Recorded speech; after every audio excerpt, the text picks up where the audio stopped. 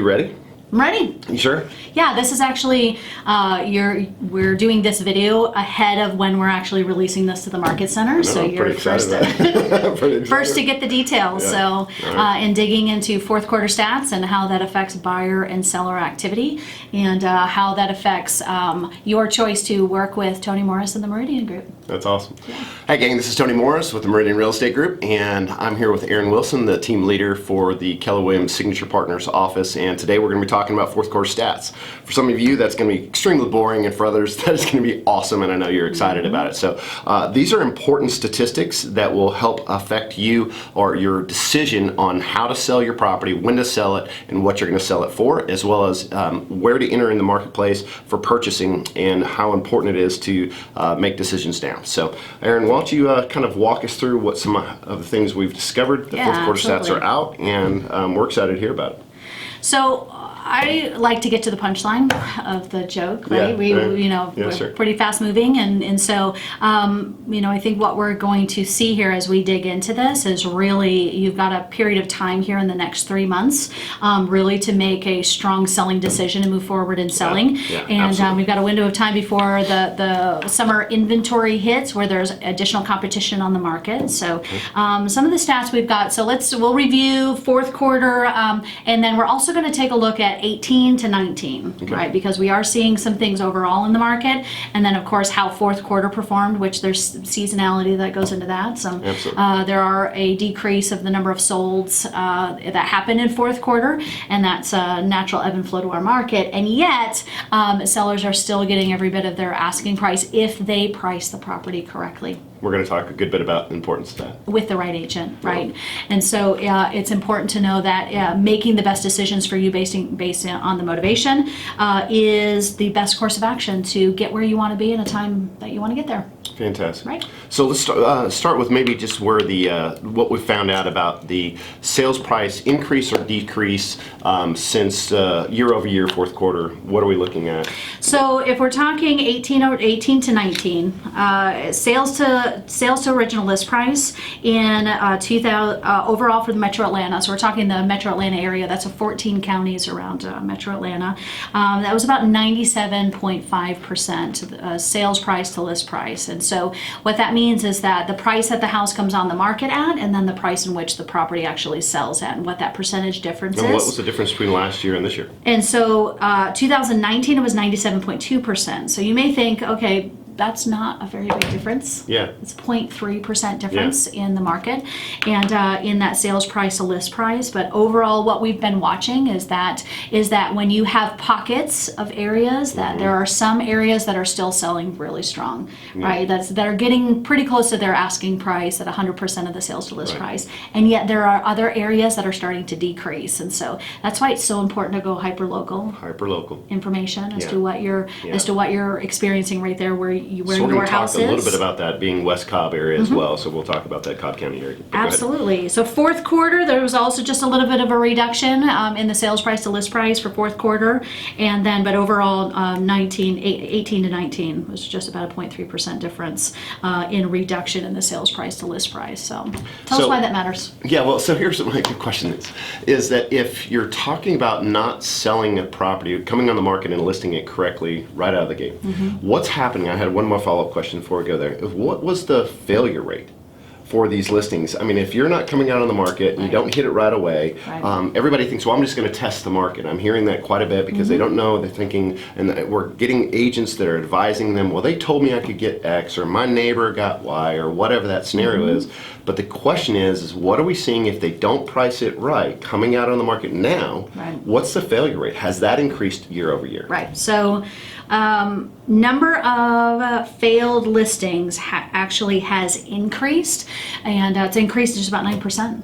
Actually 18 to 19, which means increased by 9%. Increased by 9%. So let's put it in terms of numbers. So in the number of failed listings in 2018 was 22,235. Number of failed listings in 2019 was 24,205.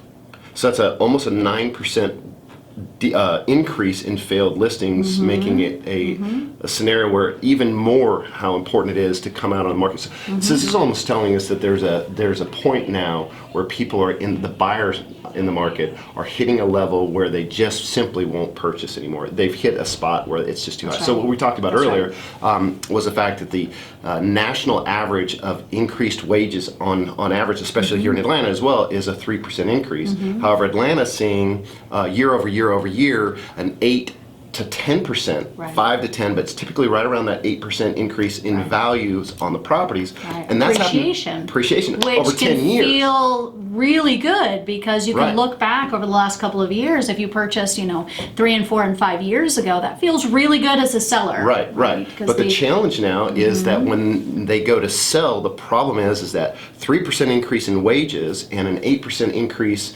in Right. appreciation on their homes over the last 10 years. It's a 5% increase year over year over year, Right. 50% increase over 10 years. There's going to be a place where people simply can't afford the homes anymore. Just simply not going to pay The that market's price. going to correct itself.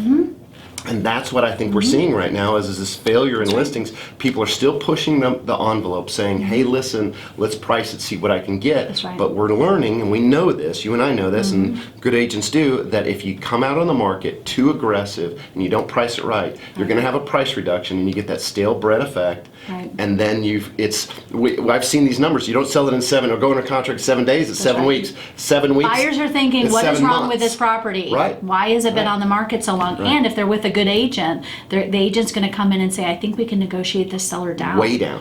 Way down. Yeah. Either in price or in the terms or Yeah. even in repair requests. Yeah. So Right. in reality, sellers controlling the market and controlling it really is about pricing it, hitting that price right on because right out of the gate. what, 4 out of 10 times the Yeah. listings are failing in this Yeah, marketplace. That's enough. Yeah. Okay.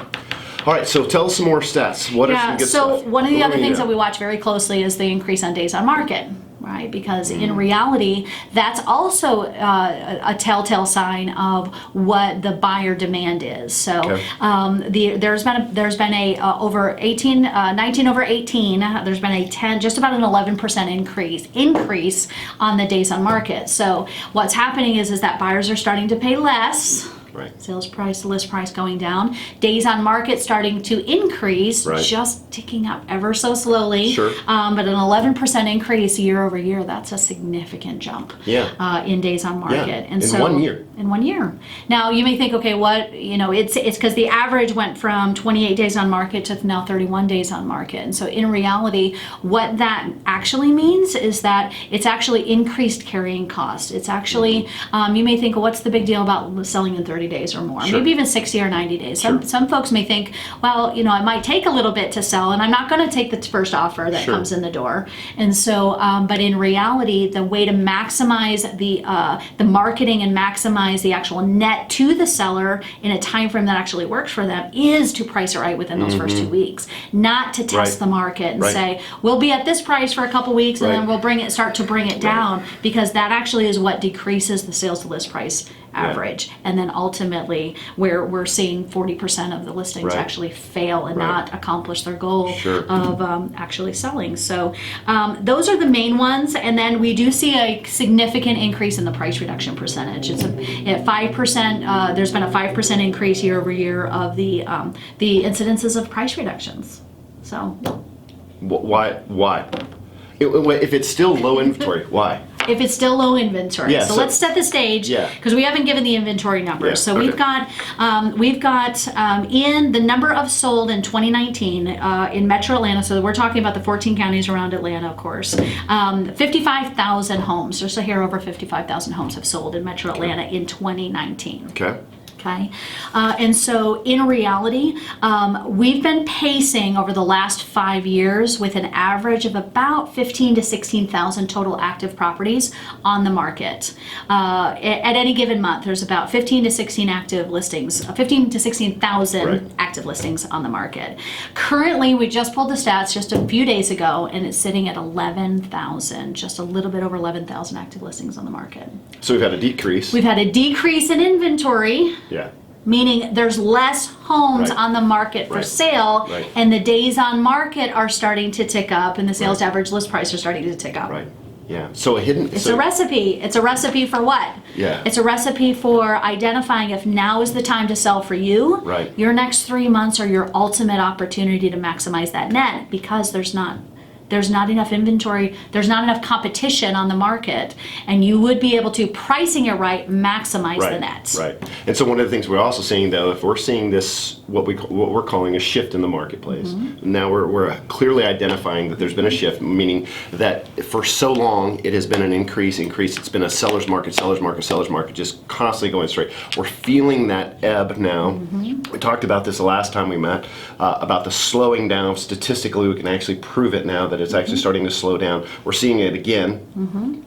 Quarter over quarter. Hindsight is 20/20. We can look back and say, okay, where have we been, and what the comparisons to previous years to really identify and really put these stats to work for the clients, because that's really who matters in this equation, is the clients and their goal of buying a great property at a great price, or selling their house at a time frame that works for them. And what's the concern for me is that when I think through this, advising my clients, sell now, because if you're not going to do it and you're at the peak of the market, when this thing starts to table off, and of course we've got an election year this year, and that obviously is a No political. No. It's just a matter of everyone knows that there's caution in the marketplace. Both sides. All sides have caution. Yeah, in the marketplace, and so there is the unknown factor, and so that's going to put another pause in the marketplace. So there is the potential that we have an opportunity again for that 3 to 6 months, get the house sold as quickly as possible. Not to mention the fact that we also know that there's a large amount of inventory of new homes coming onto the market. So if you have a home that you own and you want to resell it, it's important to get that out there before the new homes hit the market.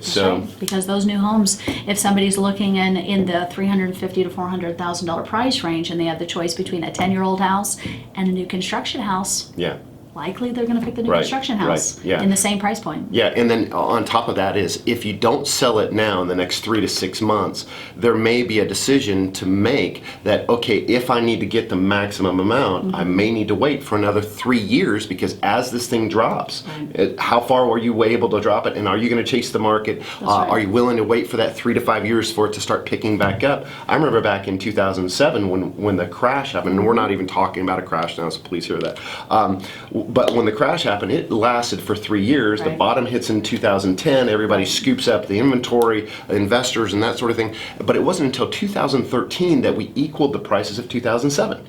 So it literally took that period of time to equal. That means just waiting it out. Exactly. It's So not a if you matter of could not selling. It's stay a matter of in waiting. your house, or changing it into a rental, or that just means waiting out the market, because it does always bounce back, statistically speaking, over Which is fantastic. time. That's what real estate's all about. You That's just why it's a gotta great. wait it. So in between times, though, now is, if you're thinking, this is the whole point of this, is if you're thinking about selling any time in the next 3 to 5 years, now's the time.